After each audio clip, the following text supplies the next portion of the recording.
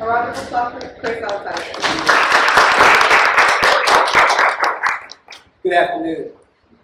Good afternoon. We'll be talking about this book a lot, so I'll read from it a little bit.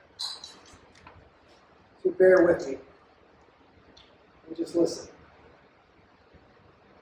Thank God that's over, thought Robert. The mandated session on diversity, equity, and inclusion, or DEI, had crumbled to a close, and participants made their way out of the room without any discussion. Robert had hoped the session wouldn't be the complete waste of his time his work friends had warned him about, but it seemed destined to go sideways from the start. This privilege thing, he later told a friend, is crap. I earned what I have, and no one can tell me different.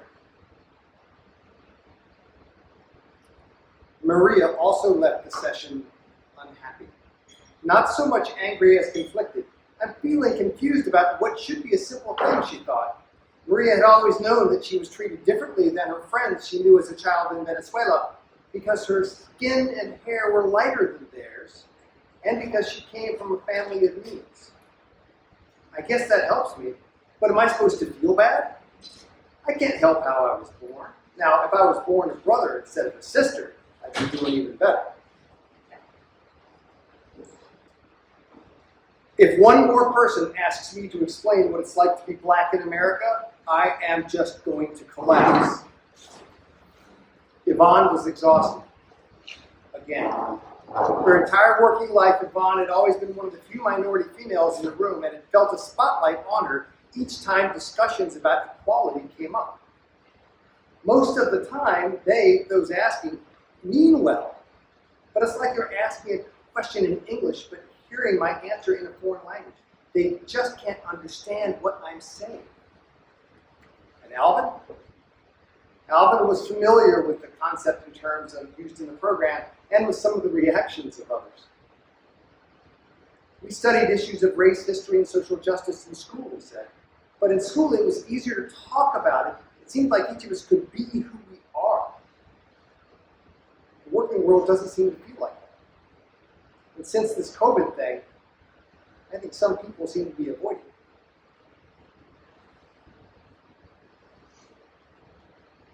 Can you relate to any of that?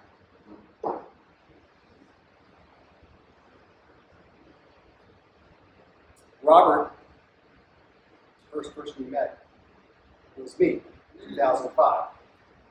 I went through one of those programs and said, I don't buy any of this. They're making me feel guilty because I'm the white guy. Blah, blah, blah, blah, blah. It's been a long walk since then. Waking up a little bit more with each year. 2020 brought a lot more of that for me to bear. That's where I met my co-author. That's where the idea of this book came to pass. What is a better way to talk about it? Each and several of you I spoke to before the session today were looking for better ways to talk about it, but we're struggling mightily. How can we do it? So how did we come up with the elephant? How many of you are familiar with the story of the 6 blind men and the elephant? Here's how the story goes. 6 blind wise men in India were told they would be brought to the elephant to discover something new. They've never seen an elephant. First one finds the trunk and says, this elephant is like a snake. The second one finds the sides. Says, this elephant is like a wall. The other one finds the legs. The elephant is like a tree. The other one finds the tail. The elephant's like a whip. The other one finds the ears. The elephant's like a fan that slices. Each of them a little bit right. All of them wrong. How does that show up in conversations of diversity, equity, and inclusion today? Anybody? And be brave. Yes? We all talk about it from our own perspective without recognizing that there are infinite levels of position that you can kind of see that discussion from. Absolutely. We do come from our own perspective. And of the number of people in the room, the number of perspectives is going to equal that number. And for some of us, even more than that. Because some of us have experiences that aren't even consistent with ourselves.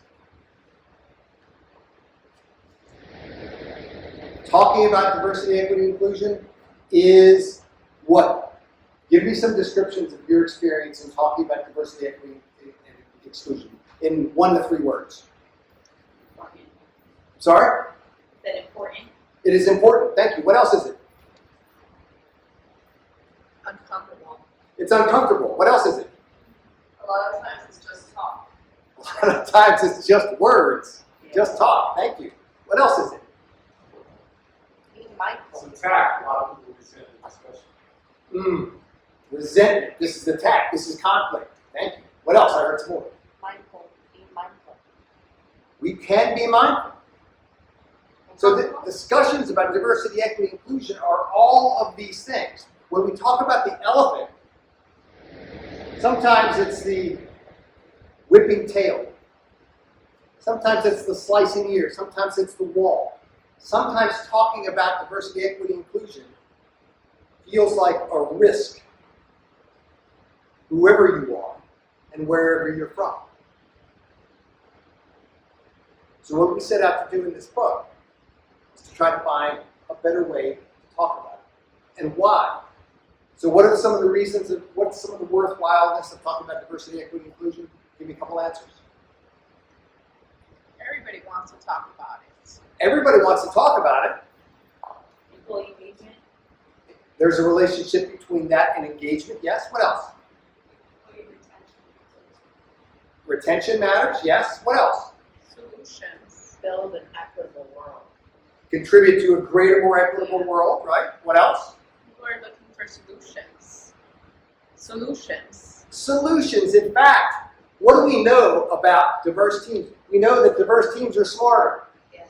There's a reference to the research. This is not made up stuff. We know that diverse teams outperform homogeneous teams. We know that diverse teams achieve greater success. So if we know all that, why is it not happening? Here's the other thing. Diverse teams that are managed well do indeed outperform teams that are not. But diverse teams that are not managed well underperform. So the question is, if the world is getting increasingly diverse, how do we avoid this to have more of that? When we thought about writing this book, my co-author, Gloria Johnson-Cusack, who is brilliant, she's on the back of the book, we started talking about, well, how do we have better, more productive conversations about this elephant in the room, hence growing the elephant. That's where we got the title. We thought it really is around advantage. Who has advantage? And how can we grow the kind of advantages that we want to see more of? In a more equitable, fair way. That was how we came to this idea. And the realization, what you find, is that talking about, there's no question that there are historical, institutional, societal barriers to earned advantage for all. No question. All you got to do is read the newspaper. What we believe, though, especially for DEI programs in the workplace, is a more effective way to try to reach people where they are. Wherever they are. And our approach in this book is to take a more contemplative approach of asking better questions rather than making bigger, better arguments. Because if the idea is that folks have to change, we have to meet them where they are to do that. So our approach in this book is one of reaching individuals. The exercise is within each of us. There are programs, yes. But think about the way most DEI programs have been experienced. Similar when all those 4 people, our characters in our book, left the program, none of them were happy. Programs have a tough time with that. But meeting people where they are individually is one way to start.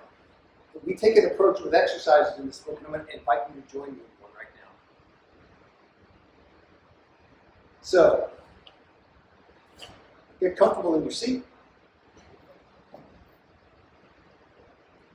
Feel free to let your eyes look somewhere where nobody is, or you can let them close. Look down in front of you. Put yourself into this comfortable, alert position. Perhaps sitting with your feet on the floor, letting your mind open up. Take a breath. Let's all take a breath. Come on, take a breath. You can do it. That's it. And now, recall or imagine walking into a meeting room, a cafeteria, or any place where other people meet. See that each table has an open seat. Recognizing that we rarely think about this consciously, consider this question. What influences where you choose to sit? What influences where you choose to sit?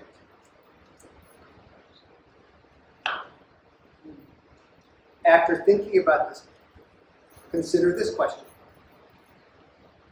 What really influences where you choose to sit? What really influences where you choose to sit?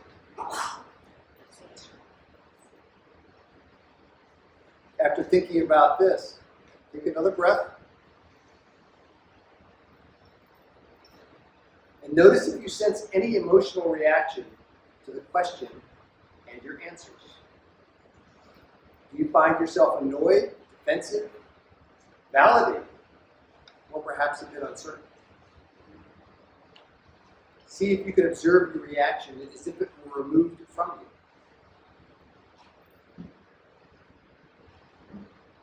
And now you can bring your attention back to the room. What do you suppose is the purpose of that exercise? Awareness. To bring awareness to the fact of what are we using to make the decisions that we make on a day-to-day basis? You know, who we favor, who we don't, and based on like what scale are we even using that? Thank you. I saw a couple other hands. Nope, she got it. Sorry. Your thought process, just your thoughts, and make you aware of your thoughts. Make you aware of the unconscious decisions that we make. As we made that decision, I walked in. All of you sat down for lunch today, I assume? Yes. Right? Where did you sit? In the What middle. influenced your choice? And by the way, every choice is fine when you understand it. And that's what we try to do with this particular exercise, is just bringing to a little bit of awareness a fact that we'd like to call headwinds and tailwinds. Who's familiar with this headwinds and tailwinds analogy in diversity, equity, inclusion? Anyone? Cool, nice. So the idea of a headwind, you're familiar with that. What is a headwind?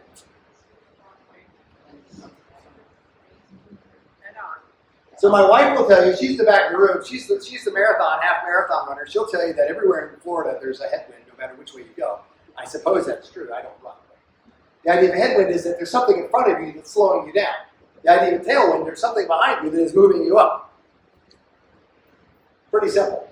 What are the tailwinds in your life? Who's got an example of a tailwind? Family, thank you. Children, thank you. Classmates. Say again? Classmates. That's what you Classmates that make you attend school. Professors that give you bad grades, I know. Things that help you along. Think about it in terms of unearned. Things you are born with, though. Privileges. So let's talk about that. First, let's see. Where should we start? White, male, heterosexual, able-bodied, for the most part. Extroverted. I grew up with clean water, clean food, public schools. If I was 3 inches taller, I'd have it all. The intersection of all those facts, none of them have any, I had no choice about any of those. The intersection of all those give me tremendous tailwinds. Each one of those facts, and the science behind this is indisputable. I don't think we'd have any folks denying that in the room necessarily, but it's there. Facts behind that are really clear. Each one of those add up to an advantage that I did not earn.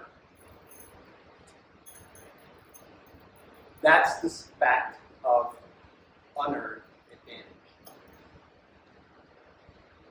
So when we talk about headwinds, you can talk about, and sometimes in the DEI program we talk about disadvantages. In our book, we don't. We talk about unearned advantages. You either have a few or you have a lot. I have a lot, like I said. I'm taller and have a lot. Right? Others in this room, as a matter of fact, one might argue, as I cast about the room, I have more than any other person in this room. That's a fact. But boy, try getting me to acknowledge that, right? Because in 2005, I wouldn't have it. No, I don't want to hear about this. Like I said, step at a time along the way. So that's the truth of headwinds and tailwinds. So what we did in this book is, let's talk about a productive way for individuals to try to grow opportunities for earned advantage. How do we do that? First, we break it down. We talk about, well, let's recognize the advantage, first of all. Because the problem with privilege as a concept has not worked. Because if you have it, you really don't want to hear about it. And if you don't have it, you are exhausted and incensed by it. Every day you get up, I don't have that. Once again, unchanged. And when you don't have it, I don't want to hear about it at all, if I'm even aware. And I might just go, oh no, I'm colorblind. Science tells me that's also baloney, by the way. No one is colorblind. Well, I mean, red, green, maybe. I believe that the world is an equal place for everybody. Then you don't pay attention. So we talk about recognizing. And in our little session today, we're going to give you just an introduction to some of the things that we do. We're talking right now about earned and unearned advantage and why we talk about it instead of privilege. Because again, any DEI program that starts off with, well, you all have not earned what you have, and you all can't earn it without help. That's not very getting anybody on board. And you all are victims of oppression, and you all are oppressors. That doesn't drive it either. No one came to work to be told that. Either way. So let's not talk about privilege. Privilege sounds like royalty. There is class involved, that's true, but that word hasn't worked. And we explain that in the book. It doesn't work, here's why. So let's talk about this instead. Let's do stop. We'll talk about working with unearned advantage. Whether you have a lot or less, and I can say less to anybody in. And some folks have even less and less and less. We all have to work with it. That's ironic. It is ironic that people who look like me have to get a little bit of help to deal with that. Isn't that weird? Like, seriously? You're born with all that. Why do you need help? Because to work with it and accept that reality without going into the guilt denial cycle that folks who look like me do, we all have work to do with it. We'll talk about advantage mindset. There's other practices in the book around attentions and compassion. And then we talk about growing earned advantage, which is the book gets into biases, benefit of the doubt, the use of pronouns. We have a lot of fun with pronouns. At least Maria and Yvonne do. They're trying to figure out why someone would be called they. We talk about that in the book. But in here, for us together, we're going to talk about awareness and leadership specifically. So let's start with recognizing. Recognizing advantage first. How do we do that? We start by saying stop. Stop. If you've ever been to any kind of stress reduction training, you might have seen this. They teach you to stop. Stop, take a breath, pay attention, and then go. As opposed to, let's go to DEI workshop today. I don't want to do that. Because all I want to do is make sure that I don't screw up. If you look like me and you go to the DEI workshop, I sort of don't make any mistakes. That's not much of an aspiration. You don't really grow much from that. And if you're Yvonne and you come to the workshop, Yvonne is a black, the only character in the book. She's like, every time I go to the workshop, they're all looking at me. Now, a minute ago, I invited you all to close your eyes. Some of you are like, I'm not doing that. This time, we're going to take a breath. Here's what it's going to look like. I'm going to count to 4 with an inhale. Hold for 2, then one exhale for 6. My previous students know. And you're doing it too. Yeah. I'll still go change your grade. So, here's what the breath looks like.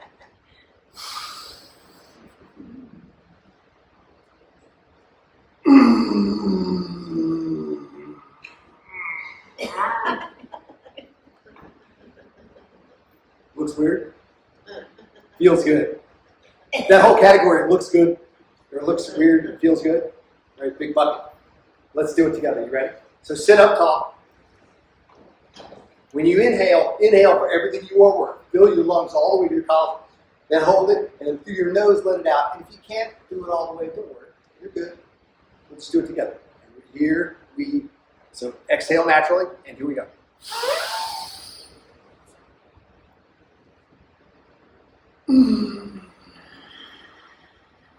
Now, push it out, nothing left. Look weird? Feel good? Why do you do that? Why would you do that in a diversity, equity, inclusion program? Why? I personally experience nervous system activation constantly, and when we do things like that, when we do things like exhale out slowly and deep breathing, our parasympathetic nervous system kicks in, and then it's taking us out of fight and flight. Okay, she's the plant, as you all figured out. But that's really what you're doing. That you are calming your nervous system. You're going, it's your body telling your brain, relax, because you're about to talk about something that I don't want to talk about.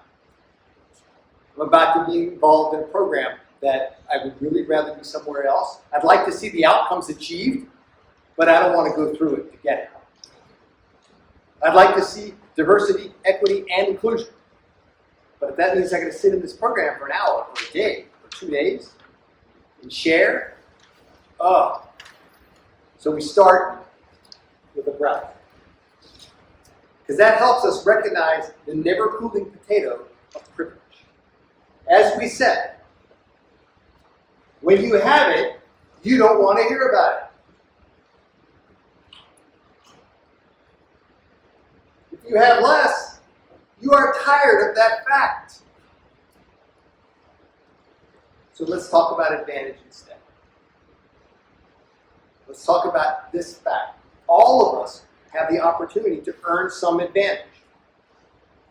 So instead of operating and saying you haven't earned what you have or you can't earn because society won't allow it, why don't we say we all have an opportunity to earn something? Let's also recognize this though. Some people have got better opportunities than others. By the way, if you want the slides, email me. My email will be at the last one, and I'll send them straight to you. So if you want slides, they're all yours. So when you have lots of unearned advantage, you have more opportunities and faster progress to earn advantage. When you have less, there's fewer opportunities. So I was given the benefit of the doubt a lot for reasons that had nothing to do with what I had done. More about who I was born. So the goal here is to shrink the impact of unearned advantage and increase the opportunities for earned advantage. You can't get rid of unearned advantage. What did we say? These are things we can't change. If I was born white or black or brown or any color in between, or large or small, or able-bodied or less, or introverted or extroverted, these are things about the way I am born.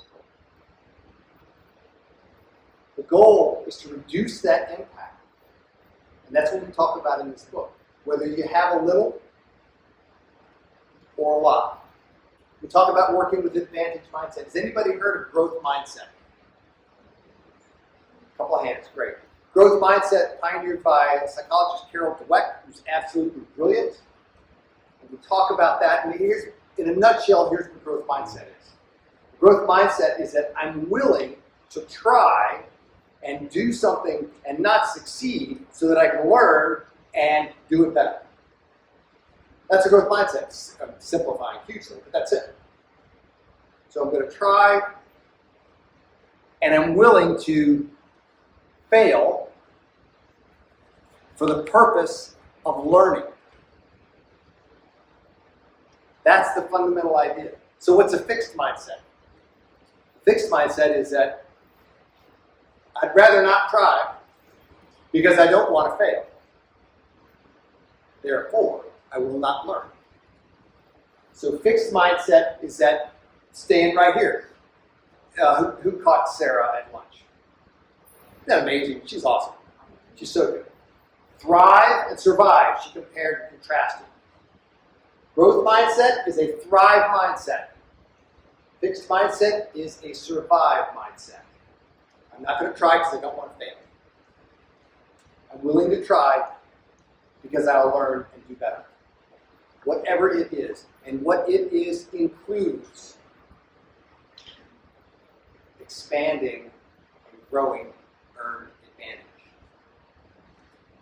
So in our book we talk about the growth advantage mindset and the fixed advantage mindset. By the way, if you go to the website, there's a self-assessment you can take, and it's free, and it will send you a report. So, and the only thing I ask people to do that is tell us what you think. So all these different things that you see listed under growth advantage mindset, this is the first set of when we talk about how do you grow earned advantage. First you have to have the mindset that, you know what, earned advantages are abundant. You know, there's only so many. Because if there's only so many, I'm going to keep them tight. I have things to learn. I know all I need to know. Fixed. I don't need to learn. I don't want to learn. As a matter of fact, when it comes down to what news I'm going to watch, I watch the same thing all the time. Why do I do that? Because it tells me what I believe is always true. And by the way, it doesn't matter. You can be watching Rachel Maddow or Tucker Carlson. It doesn't matter which one you're watching all the time. When you're watching one all the time, that's your mindset. Fixed in growth is not, we have to explain this to leaders. Because they go, it sounds political. Nope. You can be a growth advantage mindset and be conservative. You can be a fixed advantage mindset and be a progressive.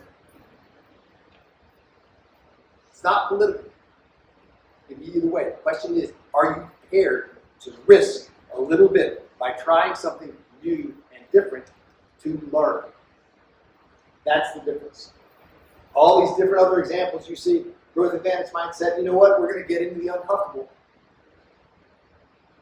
I don't want to. That's fixed.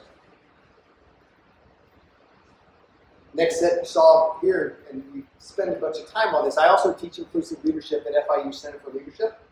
They have a table out there. Check us out. We have a great program. But the inclusive leadership, one of the things we talk about is unconscious biases.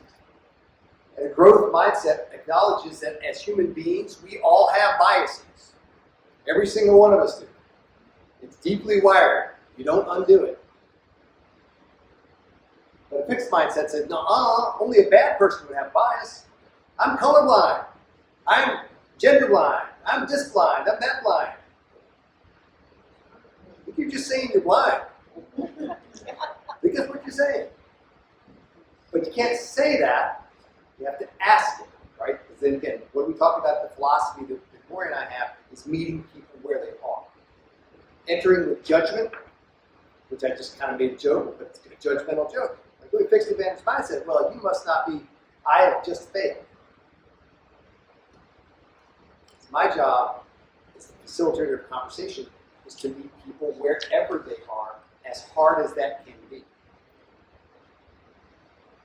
Growth mindset understands that I can, I will, I do. The fixed mindset is, we're talking about diversity, equity, inclusion. I fight it, run away from it. I just do whatever I got to do to get out of here. That's what I'm doing. So these are just examples of what we talk about growth advantage mindset. And then there's working with lived experiences. Somebody said something about lived experiences earlier. We talked about all the things that inform us, which is a good thing, right? We experience things, we learn them. Did you know that most of the United States, most of the population of the United States live in communities of people who look just like each other? That's true in the rest of the planet, by the way. People tend to live with people like themselves, which means the opportunity for interaction with people unlike themselves is less. So what that means is I tend to believe what I'm told, or what I read, or what the talking head on the TV told me, as opposed to what I actually know. So the first thing we talk about in lived experiences, what are my actual lived experiences with others not like me? I have to examine myself, just like you all did, about what chair did you pick to go sit at the table. You have to ask yourself, what do I actually know about people not like me in this regard, or that regard, or any other regard? People surprise themselves to find that, you know what? I felt that all of those people were like this. Why did you believe that? Because this happened to me once. Okay. Now that you realize that, what does that help you do? Helping folks question why they believe what they believe is part of the process. But it's not all of it. Because now I have to understand that my lived experiences may be different from others unlike me. So take myself again, with all the unearned advantages that I have. If I'm stopped by a policeman, I'm looking at my speedometer. I'm not worried about calling 911. Because that's not what I expect. That's not my lived experience. So when I read about a person different from me who gets hassled by police, I go, well, really? That's not my experience. Well, of course it's not. Because I have to explore the reality that people who are unlike me have different experiences. People who are very much unlike me are already very well attuned to that fact. So part of this chapter tends toward people like me. But all of us have the opportunity to consider that my experiences are not the same as people different from me. And one of the things that I find in doing this work, especially coaching, is folks will say, well, that's how it should be. But is that how it is? Well, I don't know. You don't? I think you do. So differentiating between how I think the world should be versus how it is becomes an important part of growing the elephant. Because I have to understand that, well, that would never happen to somebody. Oh, except it does. The events of the last 2 years have put that into stark relief more than any other time in our history. We're more aware of circumstances of injustice than we've ever been, which is one of the reasons why we've got this tremendous challenge back and forth. It's one of the reasons why here in this state we have HB 7. Y'all familiar with HB 7? That law says you can't make people feel guilty because of who they are. That's currently tied up in courts. It's going to be really interesting to see if it survives. What we do have to realize, though, is that people that put that law together have to be engaged. So if someone said, all that DEI programming that makes people feel bad and all the rest of that stuff, I don't want to have that. Okay, well, we have to hear that voice if we want to get to that mind. That's another one of the reasons we ended up writing this book. Because some of the traditional programming hasn't worked. And then the last question is, can I be with the complexity that comes from these differences? When I'm actually sitting there and realizing that, my experience is different from other people because of who they are or where they're from, can I sit with that? That's hard. I don't want to do that. If I can't do something about it, I don't want to hear about it. So part of what we're trying to develop for all of us, whether you have a lot of unearned advantage or a little, is the ability to stay present with what is, to be able to make changes to what can be. We talk about that in terms of a couple different practices. I'm going to move through these pretty quick, so I'm going to give you all a chance for Q&A. We talk about this in terms of awareness. Self-awareness, which is basically really understanding how you're feeling in the moment. All of you are feeling something right now. I have no idea what it is. The question is do you? Do you pay enough attention to what's happening in your body to go, I think I'm anxious, I think I'm happy, I think I'm bored, I think I'm this, I'm that. But do we pay enough attention to it, especially when it comes down to sensations that we're not very happy about? So self-aware, things like personality, stress, all these different things play a role in being self-aware. That's the first type of awareness. Second type of awareness is other awareness. What's happening with you? Am I paying attention? Is it the insight into what someone else is feeling, thinking, doing in this moment? You ever had that thing where you say to yourself, I wish I'd have said that? You ever had that? This helps. Because now I'm paying attention to that is happening with that other person. As opposed to what I was thinking, I'm listening to what they are saying. That is helpful. Empathy, insight, intent, personality all play roles in my ability to be aware of what is happening with the other person in that moment. And then the third type, we call the self on other awareness. I think we need to do that. Self on other awareness is your real-time insight into understanding the impact of what you're doing on them so you can modify. So we teach this in an inclusive leadership workshop because leaders very often, even if they know what they're thinking, and they know what's happening with the people around them, they're not paying enough attention to what's happening and to modify. Instead of changing the way that I'll say something, let me say it louder and slower. That's not very effective. So what we're trying to do with self-on-other awareness is to be able to change how I'm doing. Because remember, in the end, since all this program we're talking about begins with the individual, I'm focused on what I am doing. How can I manage what's happening? The ability to adjust it to meet my intentions for the moment. And compassion. Have any of you all heard the word empathy today? You have. Good word. So you know what sympathy is, right? Yes. Sympathy is I feel bad for this other person. I don't really understand what's happening to them, but I do feel bad that they're having something unfortunate. That's sympathy. That's nice. Then there's empathy. I understand what's happening. You know, there are interesting studies that empathy does not correlate to action. Empathetic people are not any more inclined to do something about what they see. Weird. There's probably a lot of factors about that. But when we talk about compassion, compassion is empathy with the intent to do something about it. So when experiencing either someone else's pain or the unearned advantages they don't have, someone who's got unearned advantages and doesn't know what to do with it. I've had a good friend of mine, he's a very successful black man executive.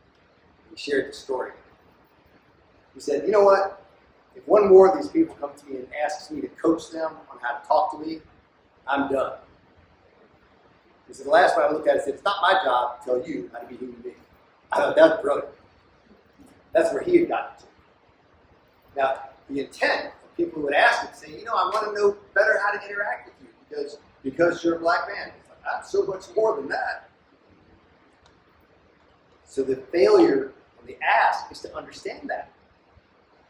Trying to simplify it. Trying to make it easier for myself. That's why we try to start where they are.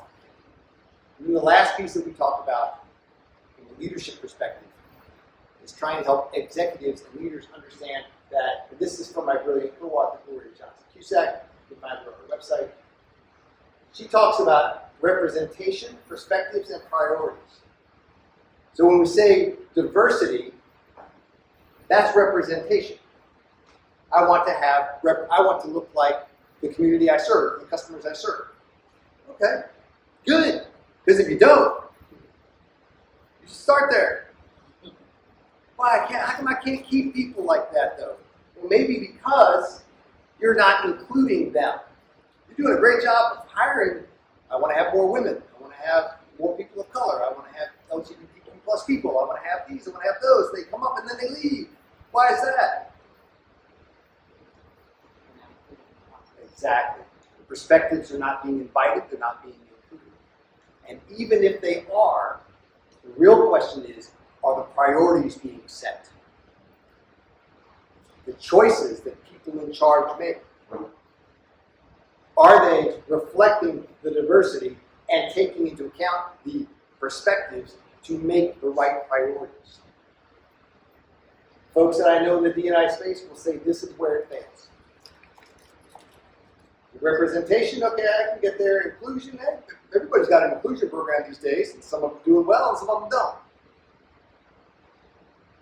Priorities and choices. So when you're coaching leaders, give them that framework of understanding, because a lot of folks, a lot of unearned advantages, we're in charge of a lot of places, will say, you know, I'm working on representation. And I've got weekly meetings with this affinity group and that affinity group. I'm doing all these things. That's good. What are the choices that you make?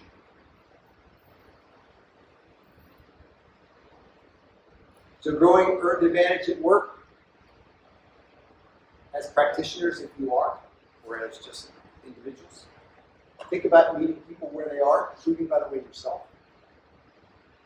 What's your lived experience? Our belief is that people are their own better teachers. What that really means is that when it comes down to diversity, equity, inclusion, providing better questions is more effective than providing better arguments.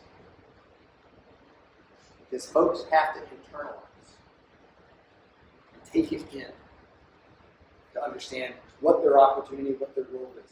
We want to create awareness and a context of individual action. When I did the privilege walk in 2005, I was so angry about it afterwards. I went to my teacher and said, okay, what am I supposed to do with this? She said, just be aware. Not sufficient. Because awareness without a context of action only generates guilt. Guilt gives denial. No one wants to feel guilty, so I'm just going to say it ain't true. I was born that way, that's the way it is. So this is how we try to get at it. You want to learn some more? There's an email if you want to copy the slide deck. You can hit me right there. Gloria, co-author, she's right there. There's the website, growtheelephant.com. If you're into setting intentions, you can find the application Insight Timer. You'll find me on that, on how to set intentions. So yeah, if you want a picture of one, this is it. I've got business cards up here. We also, if you want to buy a copy of the book, you can get it on Amazon or Barnes & Noble or anywhere where you buy books. It should be available. If you want to hear a 10% discount, We got Venmo or whatever it is like that. But, so that's what that is. Questions? Yes? I am curious as to what took you from your experience in 2005 to actually writing a book about it. So it's a 17-year journey. I'll try to make it tight. So it was some years after that, because it was funny, in 2005, people were like, Chris, he's an ally, he's an advocate, because I was trying to be that guy. Stephanie K. Johnson has a book, Inclusify, where she talks about the white knight. I was the white knight. I'm the white guy that's kind of like, going to all the meetings. It made me feel good about myself. But it really wasn't doing anything. So it took some years after 05, and I get into the teens, where I took the Harvard Implicit Association test. I took that in 2015. I hated it. Hated it. Anybody take that? Okay, the Harvard IAT, you can look it up. If you want to annoy yourself, it doesn't matter who you are, go take that. And what I found is I'm biased against everybody. Because body type, and skin color, and hair, and size, and all these different categories, and man, I've got unconscious bias about all of them. I was furious when I took that. Then I kind of remembered the 10 years earlier. That's a thing. I came to terms with unconscious bias around 7-8 years ago. And I actually had also begun studying meditation, which I now teach. And in the process of that, getting more in tune with what I felt and what I could find out about myself, I began to realize that, yes, I have those biases, and that's what that is. Bringing them to my awareness was the answer. 2017, I wrote something about that. I met Gloria in 2019 at FIU on the PEI policy committee. We started talking about it, and then 2020 happened. In 2020, we realized that hoping for better was insufficient. And what I realized I can do, to some degree, with more opportunity than anyone else in this room, because I am the only white male, I believe, in this room. I can reach some people who otherwise might not be reached. So that's when I realized I had a job to do. The happenstance of Robert, by the way, in the book, processes George Floyd. It's a good read. Because he has to work it through. What am I supposed to do about this? He has to work it through. Just like I did. Just like all of you did. Whoever you are, wherever you're from. So that is how I got here. Yeah. Thank you all so much. Great.